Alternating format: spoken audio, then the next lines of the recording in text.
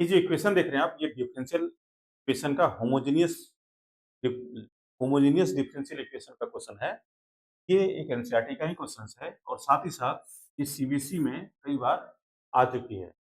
तो अब क्या करना है, ये क्वेश्चंस जो 2026 के एग्जाम बोर्ड एग्जाम होने वाले हैं सीबीएसई के, इसमें 5 मार्क्स में ये क्वेश्चन आने की संभावना है। मैं उसी पर्पज से इजी और ऐसा तरीका जिससे कि आपको आसानी से ये क्वेश्चन समझ में आ जाए और आप एग्जाम में परफॉर्म भी कर सकें। Let's start. अब इसमें कह रहा है कि इसकी डिफरेंशियल इक्वेशन निकालना है। ये एक डिफरेंशियल इक्वेशन है। अब इसकी यूज है x equal to 1 y equal to. अब इसकी जब सॉल्यूशन करेंगे आप, सबसे पहला काम कीजिए कि इसमें dy अपॉन dx आपको निकालना होता है, जो कि आपका x square plus y square upon x square plus x y होगा। अब ये एक डिफरेंस होमोजेनियस डिफरेंशियल इक्वेशन है। इसमें पुट करना होता है आपको, put y is equal to dx।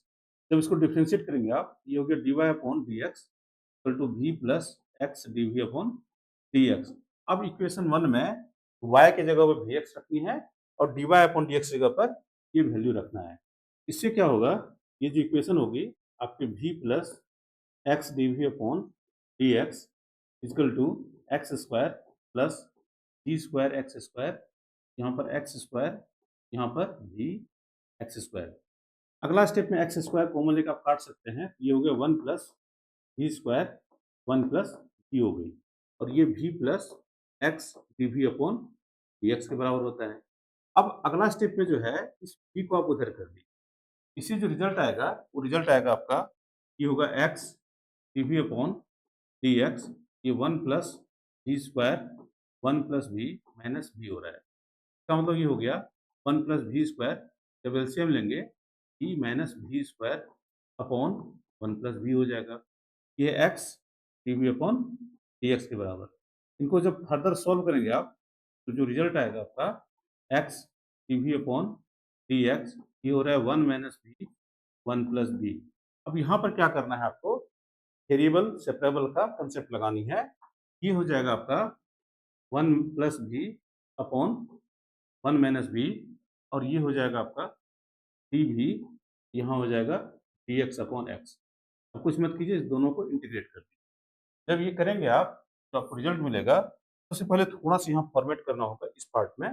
ये हो जाता है इंटीग्रेशन 2 माइनस 1 माइनस बी, नीचे जैसा करना होता है, तो 1 माइनस बी डी भी equal to d x upon x.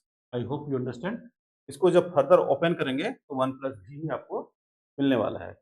अब इसमें क्या होगा, इसको अलग अलग लिखेंगे, तो 2 अपॉन 1 माइनस भी डी भी और ये हो जाएगा माइनस डी भी, यहाँ पर डी एक्स अपॉन एक्स। ठीक है, अब इसको इंटीग्रेट करेंगे, ये हो जाएगा 2 minus 2 log 1 minus b equal to log x plus constant रूप में लॉग सी ले लीजिए।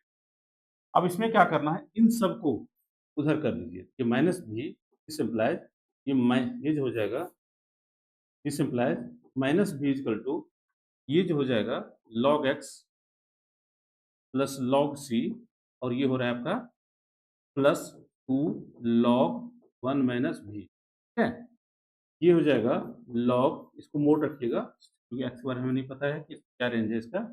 ये log mod x into c plus ये हो जाएगा लॉग 1 माइनस भी का होल स्क्वायर। इसको फर्दर स्टेप में क्या करेंगे हम लोग, अब ये जो वैल्यू हो रहा है दिस इम्प्लाइज माइनस भी इक्वल टू, ये हो जाएगा आपका log c mod x 1 minus भी का होल स्क्वायर। और इस लॉग को जब हटाएंगे, ये हो जाती ई पावर माइनस भी, ये हो जाएगा सी मोड एक्स 1 माइनस ई की जगह पर आप वाई बैक्स यहाँ सब्स्टिट्यूट करनी है, वाई बैक्स का होल स्क्वायर।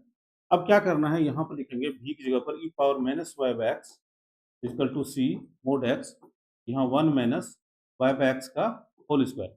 अब जो वैल्यू दिया हुआ था x equal to 1 y equal to 0 substitute करने से c का वैल्यू आ जाएगा और जब c की वैल्यू आ जाएगा इसमें सब्स्टिट्यूट कर दीजिएगा।